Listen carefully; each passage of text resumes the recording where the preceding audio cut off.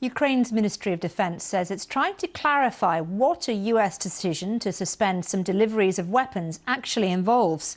The US hasn't said what weapons would be affected or the scale of the rollback, but it's believed to include Patriot air defence missiles and artillery shells. Ukraine has been urgently requesting more Patriots to protect its cities from Russian attacks. The US has provided tens of billions of dollars of military aid to Ukraine since Russia's 2022 invasion. Well, a White House spokesperson said the decision was being made to, quote, put America's interests first. Well, Russia has welcomed the news, saying it would bring the war closer to an end. But Kyiv has warned any delays would only embolden Moscow. Here's the reaction from one Ukrainian MP. This decision is certainly very unpleasant for us. It's painful, and against the background of the terrorist attacks which Russia commits against Ukraine, against peaceful towns, cities, villages, citizens of Ukraine that die almost every day from such terrorist attacks. It's a very unpleasant situation.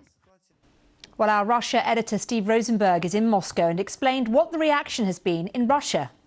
A short while ago, on the daily Kremlin conference call, Dmitry Peskov, Vladimir Putin's spokesman, was asked for his reaction to this news. He didn't say very much, but what he did say was the fewer weapons that Ukraine is supplied with, the sooner the special military operation will end. The special military operation being the label the Russians give to Russia's war in Ukraine.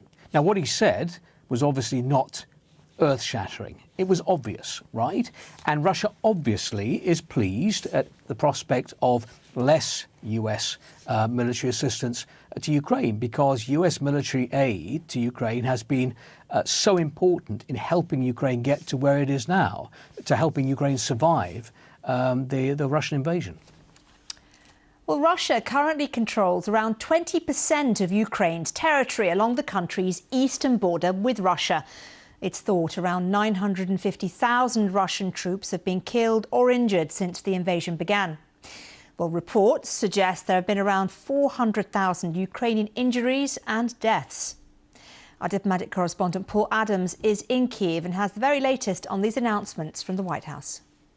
We haven't had too many details about what this suspension of US military assistance will mean. We don't know what weapon systems are involved and how long the suspension will go on. It does seem to be not the result of some kind of American frustration or anger with the Ukrainians, as we saw earlier in the year, but more to do with the Americans looking at their own dwindling stockpiles at a time of considerable global pressures.